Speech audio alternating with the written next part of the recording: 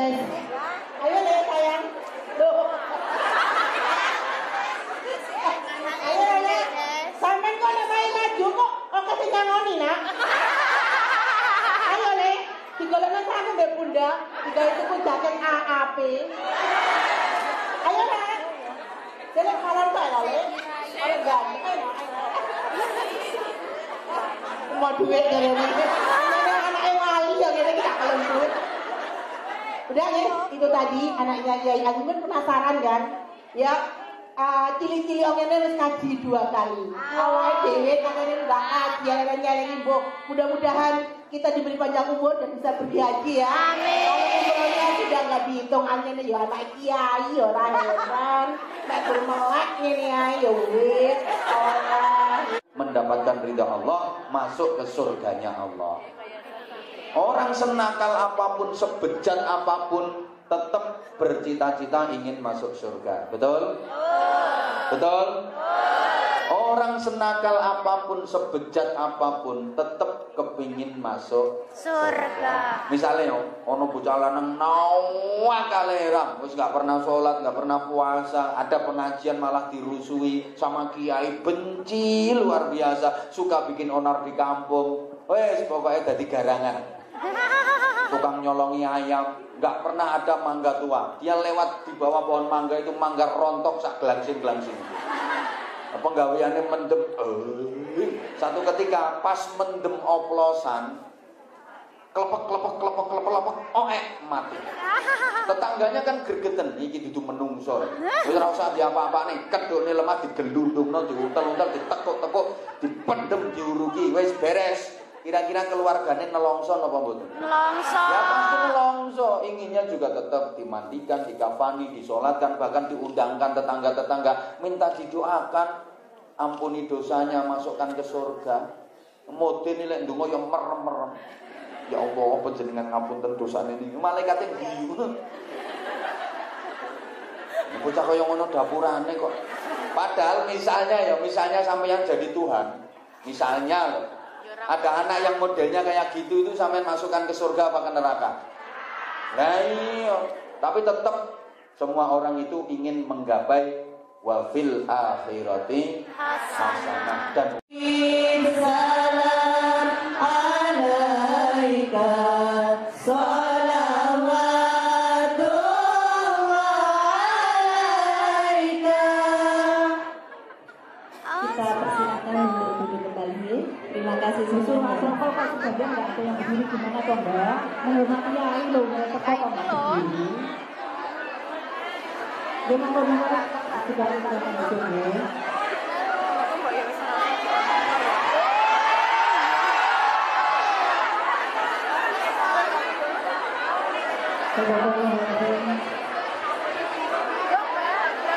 Monggo Mbak, duduk kembali nggih.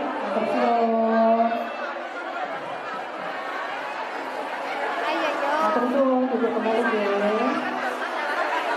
Barang-barangnya di panggung ya Mbak nggih, jangan diletakkan di depan atau di samping ya. Assalamualaikum warahmatullahi wabarakatuh. Waalaikumsalam warahmatullahi wabarakatuh. Bismillahirrahmanirrahim. Alhamdulillah wasyukurulillah wal khairu wasyarru bimasyiatillah. Asyhadu an la ilaha illallah wahdahu la syarikalah wa asyhadu anna Muhammadan abduhu wa rasuluhu la nabiyya ba'dah. Allahumma shalli wa sallim wa barik ala man fihi uswatun hasanah Sayyidina wa maulana Muhammadin sahibis syafa'ah wa ala alihi wa ashabihi wa tabi'ina wa man tabi'a rushdah. Subhanaka la ilma lana illa ma 'allamtana innaka antal alimul hakim.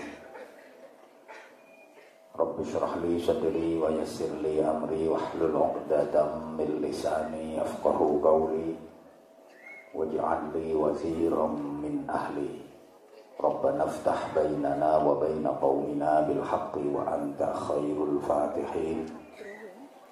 Rabbana atina min ladunka rahmah wa hayyi' lana min amrina rasyada. Rabbana atina fid dunya hasanah wa fil akhirati hasanah wa qina adzaban nar wa adkhilnal jannata ma'al abrar bi rahmatika wa fadlika ya azizu ya ghaffar ya halimu ya sattar ya rabbal alamin. Amma ba'd. Majelis Dzikir Ilham yang dikomandani Bunda Nuris radhiyallahu anha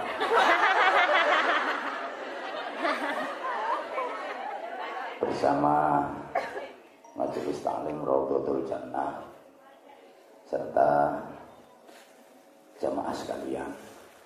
Kalau tadi Bunda Nuris sempat menyampaikan anak saya sudah berhaji 2 kali. Itu bukan karena saya yang membiayai, dibayari wong.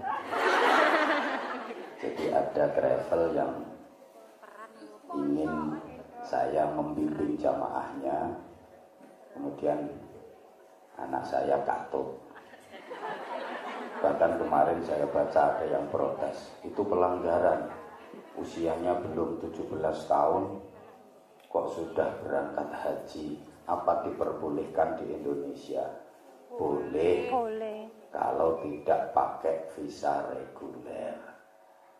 Kalau pakai visa reguler, jatah ibadah haji yang umum memang syaratnya harus sudah di atas 17 tahun. Tapi kalau pakai visa furoda, visa tamu kerajaan, itu meskipun anak-anak boleh. Jauhnya seperti itu. Jemaah sekalian, kita memasuki tahun baru 1 Januari 2020 Masehi. Mudah-mudahan ke depan kita semuanya makin baik di seluruh aspek kehidupan kita. Amin ya Allah. Kalau kita perhatikan kalender, setidaknya di kalender itu tertera 4 angka.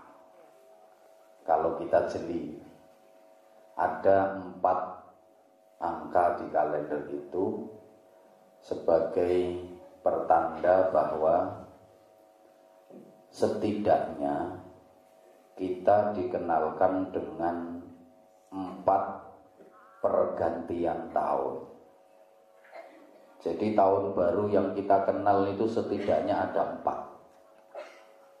Ada tahun baru 1 Muharram, ada tahun baru 1 Syuro, ada tahun baru 1 Januari, dan nanti tanggal 25 Januari ada tahun baru lagi namanya tahun baru Imlek.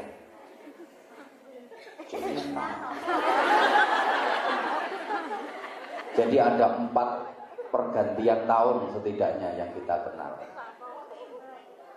Ada tahun baru 1 Muharram, ada tahun baru 1 Syuro, ada tahun baru 1 Januari, ada tahun baru Imlek. Kita dikenalkan dengan 4 budaya setidaknya.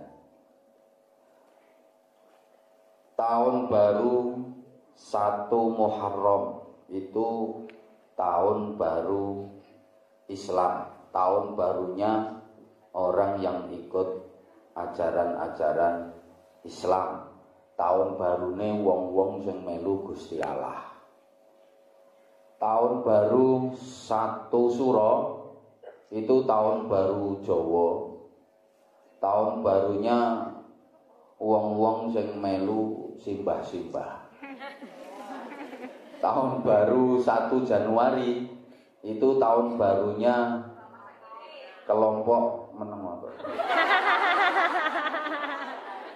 Orang-orang barat itu tahun barunya orang-orang yang ikut kaum penjajah. Tahun baru Imlek itu tahun barunya Cina. Tahun barunya orang-orang yang ikut aliran duit kathah. Jadi ada tahun barunya orang yang ikut Gusti Allah, ada tahun barunya orang yang ikut simbah-simbah, ada tahun barunya orang yang ikut kaum penjajah, dan ada tahun barunya orang yang ikut duit kathah. Kira-kira jamaah yang hadir di sini ikut aliran yang mana?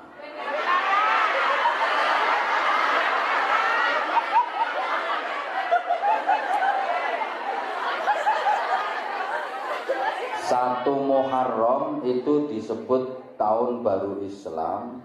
Tahun barunya orang-orang yang berpegang teguh pada syariat, akidah, dan akhlakul karimah. Orang-orang yang menjalankan ibadah sesuai dengan ajaran agama, berpegang teguh pada akidah yang lurus, ahlu sunnah wal jamaah, dan menjunjung tinggi akhlakul karimah. Satu Suro itu tahun barunya budaya Jawa yang primitif, yang identik dengan klenik, mistis, apa nah ya? Pokoknya klenik, mistis, primitif, ya sing ngono-ngono iku. Sedangkan 1 Januari ini tahun barunya orang-orang barat yang kapitalis, kok higienis,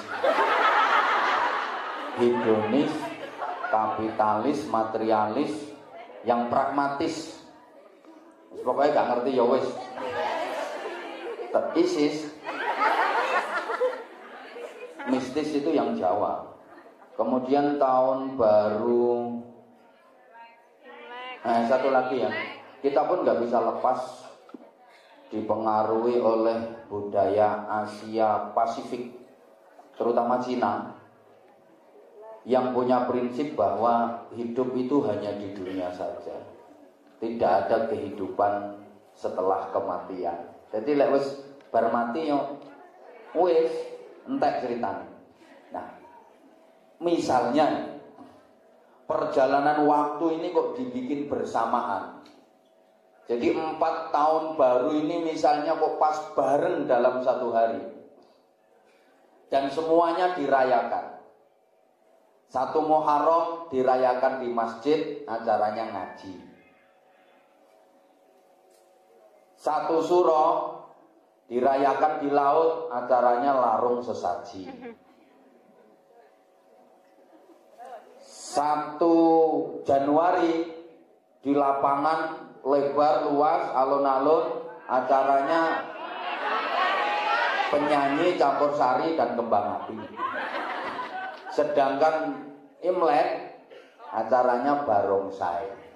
Jadi ada barongsai, ada campur sari, penyanyi, kembang api, ada larung sesaji, ada ngaji.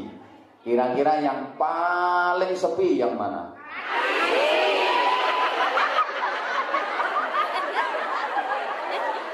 Yang paling rame?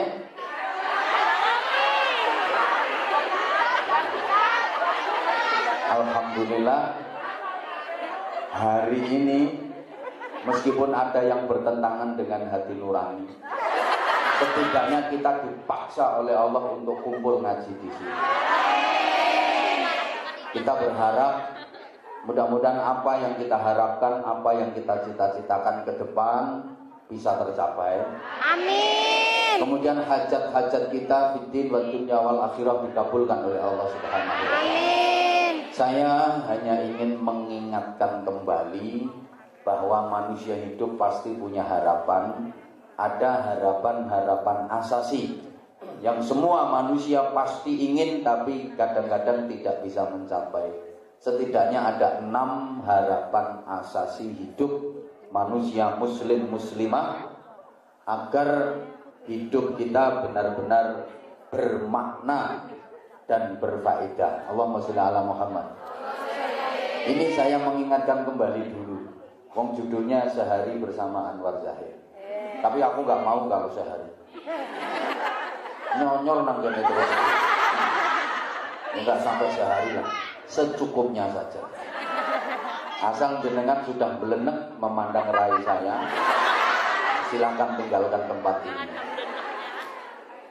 Jamaah sekalian, setidaknya ada 6 harapan asasi hidup manusia muslim muslimah. Gak apa-apa, ambil mangan gak apa-apa, kudu dulu. Manggon ngarep ngetuk di plastik.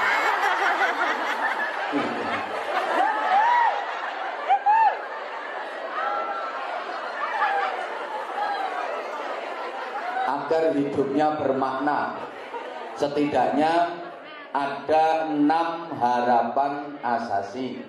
Yang pertama apa? Lupa. Ya, dulu kok belum.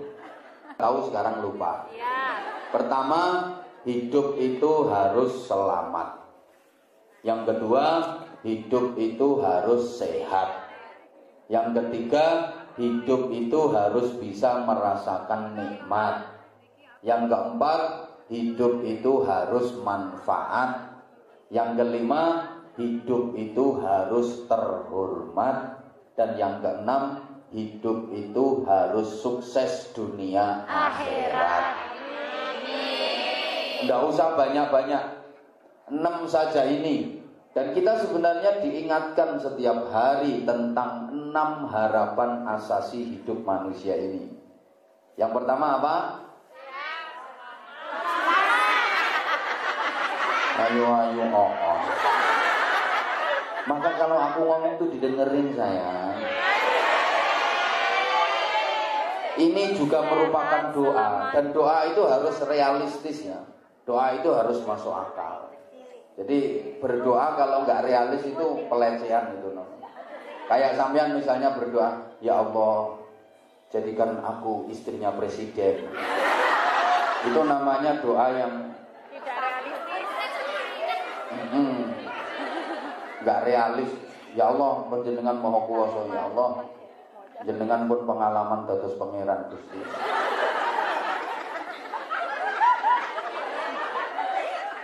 Saya punya ayam, bikin telur ayam saya itu sebesar bola voli. Itu namanya pelecehan, sesuatu yang nggak mungkin. Pertama apa tadi? Selamat. Kedua, sehat. Ketiga, nikmat. Keempat, manfaat. Kelima, terhormat. Yang keenam, Selamat dunia sukses dunia akhirat. Udah, nanti dibikin status atau story, dibikin snap, dibikin bumerang, terserah. Monggo, yang penting dihafal nih. Kalau perlu nanti ditulis di tembok kamarmu yang kecil itu. Oh, kamar majikanmu aja kecil, apalagi kamarmu. Kan biasanya diselepin nono pinggir WC itu panggonannya. Biar apa pelecehan nyatane yang ngono tenang. Golek katok ae kangelan. Ayo diulang. Pertama apa?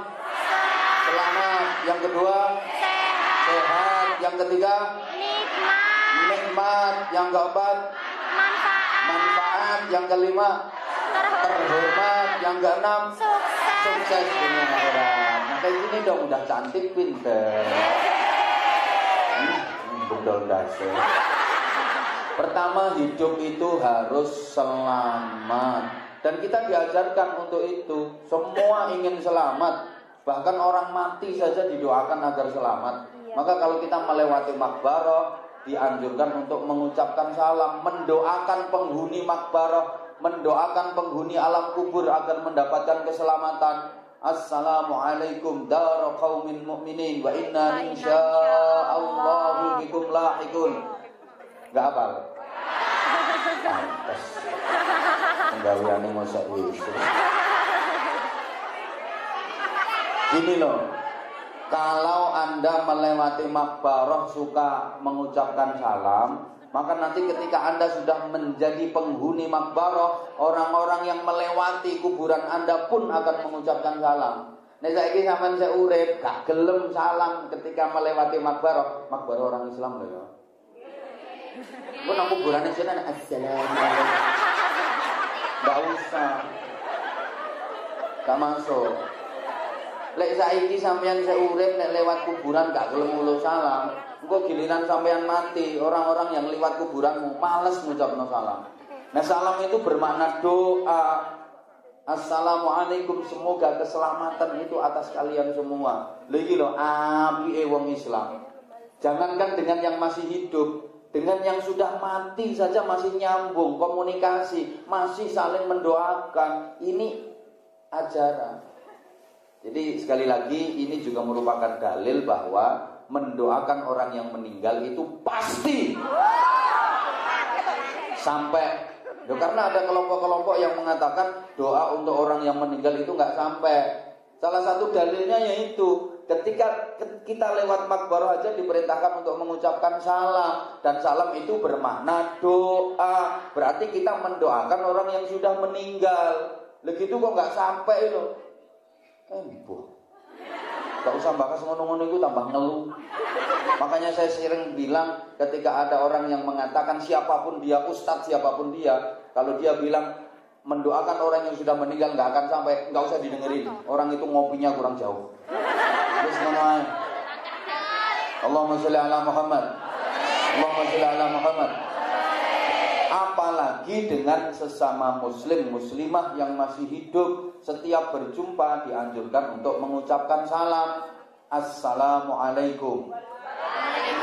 Ini kan pelajaran bahwa kita itu ingin hidup selamat. Kapanpun kita ingin selamat, dimanapun kita ingin selamat, dalam kondisi bagaimanapun kita ingin selamat. Lagi ngerjain apapun, lagi melakukan apapun, kita ingin selamat. Maka ucapan selamat ini menjadi tradisi di masyarakat kita. Kalau sesama muslim, assalamualaikum. Secara nasional ketika berjumpa ya selamat pagi, selamat sore, selamat siang, selamat malam. Kapanpun, dimanapun kita memang ingin selamat. Ada yang lagi ulang tahun juga dikasih ucapan selamat ulang tahun. Ada yang lagi nikahan juga dikasih ucapan selamat menempuh hidup baru. Mau ketemu ya selamat berjumpa.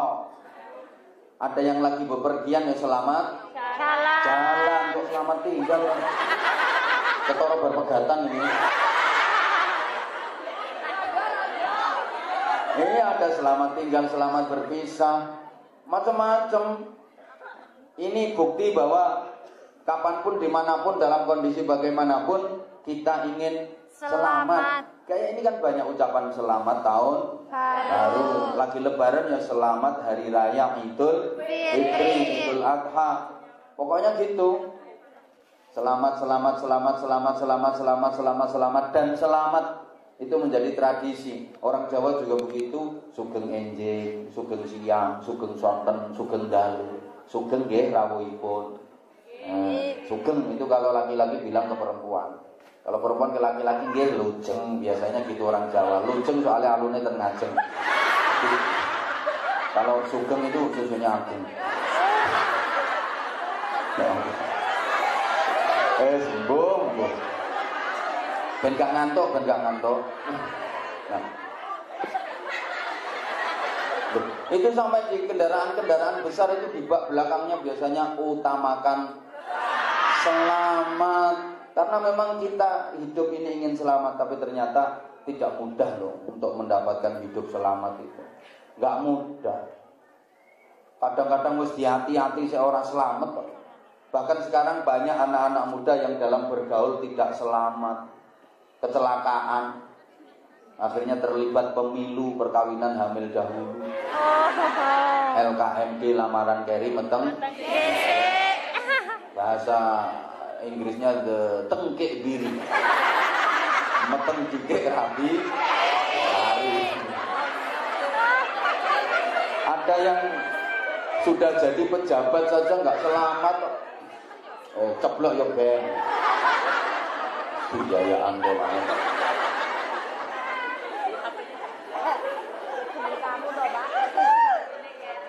Maaf, yang sudah punya banteng pisan kabeh.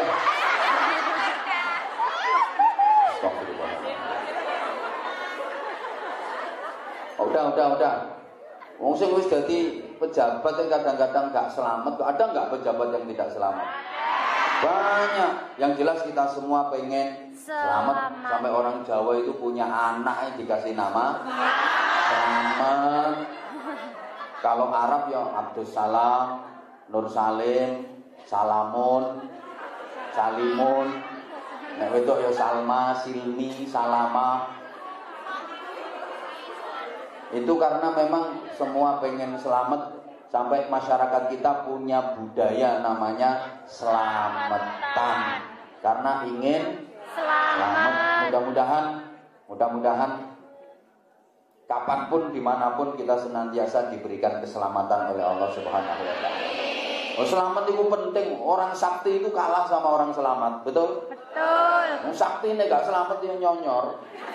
Orang kaya raya tetap kalah sama orang selamat. Makanya selamat itu penting. Berbahagialah yang suaminya bernama Selamat.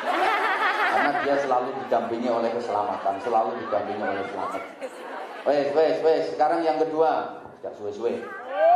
Hidup itu, ya, hidup itu pertama harus selamat. Wes, mangan ya pengen selamat, mangan gak selamat, kolu sak sendok.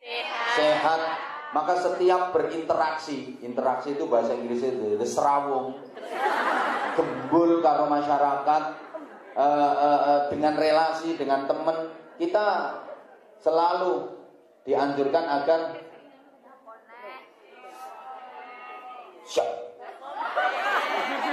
siap komandan. Kita harus selalu sehat. Makanya kalau ketemu setelah Assalamualaikum, Waalaikumsalam, gimana kabarnya?